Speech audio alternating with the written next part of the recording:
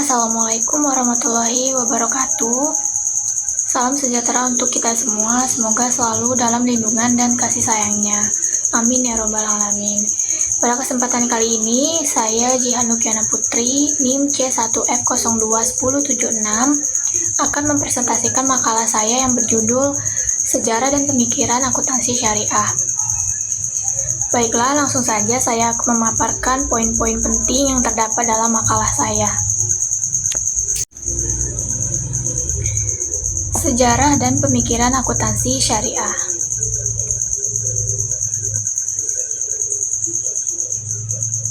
Baiklah, ada beberapa topik yang akan dibahas dalam presentasi kali ini. Yang pertama ada sejarah akuntansi dunia, yang kedua sejarah akuntansi syariah, yang ketiga prosedur dan istilah yang digunakan dalam akuntansi, dan yang keempat hubungan akuntansi modern dan akuntansi syariah.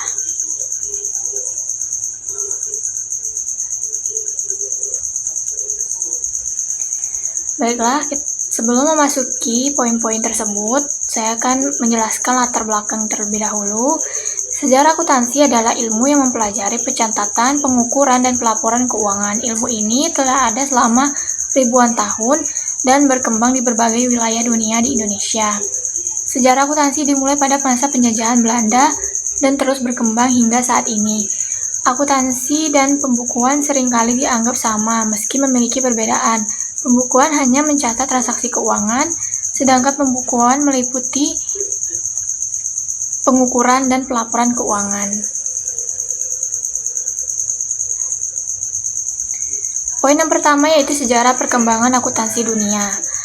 Terdapat di beberapa negara, di antaranya sebagai berikut: Mesir, Babilonia, Cina, Yunani, lalu Indonesia. Sejarah akuntansi periode Mesir. Pada periode ini menulis dipraktikkan oleh orang-orang Mesir kuno, di mana mereka menggunakan metode penulisan untuk memfasilitasi perdagangan luar negeri.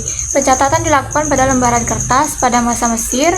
Bukti sejarah menunjukkan bahwa gudang Mesir digunakan untuk menyimpan barang-barang berharga seperti emas, gandum, permata, tekstil, bahkan ternak, kacang mete, dan kacang mete. Hal ini menunjukkan transaksi-transaksi yang telah dicatat.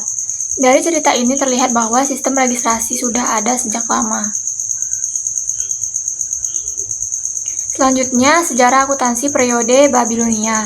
Pada masa ini, para ilmuwan membongkar ribuan meja tanah liat di Babilonia.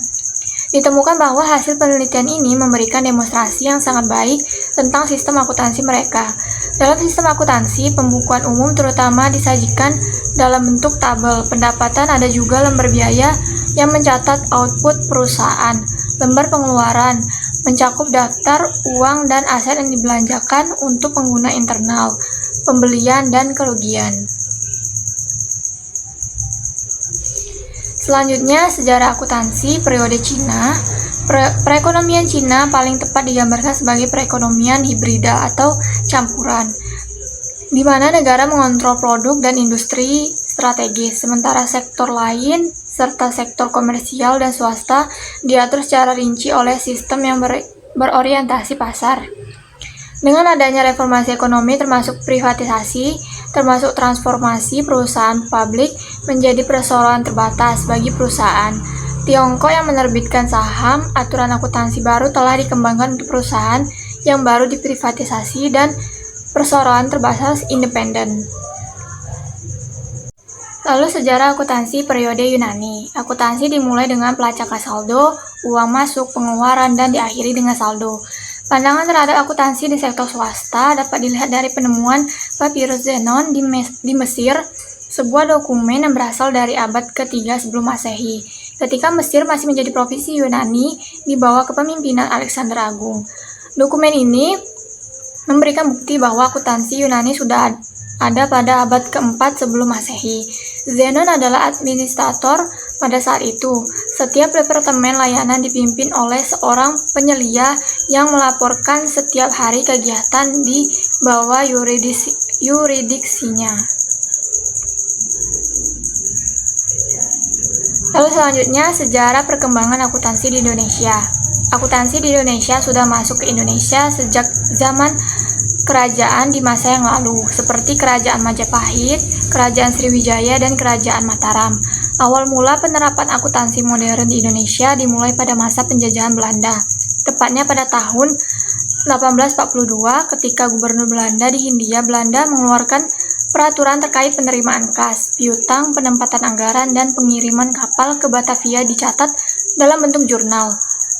Namun sejak Belanda menyerah kepada Jepang pada tanggal 9 Maret 1942, Jepang akhirnya mengubah segala bentuk sistem akuntansi Belanda. Sistem yang diubah Jepang adalah penghapusan sistem administrasi dan kekuatan ekonomi. Dan orang-orang Eropa yang memegang sektor-sektor penting saat itu beralih ke kepentingan perang. Sejarah akuntansi syariah meliputi ada perkembangan akuntansi syariah, perkembangan akuntansi syariah pada zaman Khalifah, kemajuan dalam akuntansi syariah, perkembangan akuntansi syariah di Indonesia, dan sistem akuntansi Al-Khawarizmi. Pertama, sejarah perkembangan akuntansi syariah. Sejarah membuktikan bahwa akuntansi telah lama dipraktikkan di dunia Islam, seperti halnya istilah jurnal yang digunakan pada zaman Khalifah Islam dengan istilah jaridah, mengacu pada buku keuangan. Begitu pula dengan double entry yang ditulis Luca Pacioli. Dengan demikian, kita mengetahui bahwa Islam pertama kali mengenal sistem akuntansi karena Al-Quran diturunkan pada tahun 610 Masehi, 800 tahun sebelum Luca Pacioli yang menerbitkan bukunya pada tahun 1494. Lalu yang kedua, perkembangan akuntansi syariah pada zaman Khalifah. Zaman Khalifah yaitu Abu Bakar As-Siddiq, Umar bin Khattab, Utsman bin Affan, Ali bin Abi Thalib. Perkembangan akuntansi pada masa sahabat-sahabat Nabi Muhammad SAW dimulai dari Abu Bakar As-Siddiq yang mengelola Baitul Mal dengan sistem yang sederhana. Lalu pada masa Umar bin Khattab, sistem sudah mengalami peningkatan seperti adanya diwan. Selanjutnya, pada masa Utsman bin Affan, terdapat istilah Hitabat al-Rasul wal Wasir yaitu memelihara pencatatan rahasia. Dan terakhir pada masa Ali bin Abi Thalib, pada masa pemerintahan sistem administrasi Baitul Mal difokuskan pada pusat dan lokal yang berjalan baik. Surplus pada Baitul Mal dibagikan secara profesional sesuai dengan ketentuan Rasulullah SAW. Selanjutnya, kemajuan dalam akuntansi syariah. Akuntansi syariah telah mengalami sejumlah kemajuan di bidang akuntansi.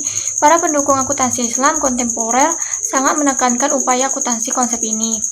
Selanjutnya, konsep akuntansi syariah mulai masuk ke sekolah-sekolah dan universitas sejak tahun 1976, khususnya di Fakultas Tata Niaga Universitas Al-Azhar untuk program pasca sarjana pada mata kuliah akuntansi, perhitungan pajak, dan review akuntansi.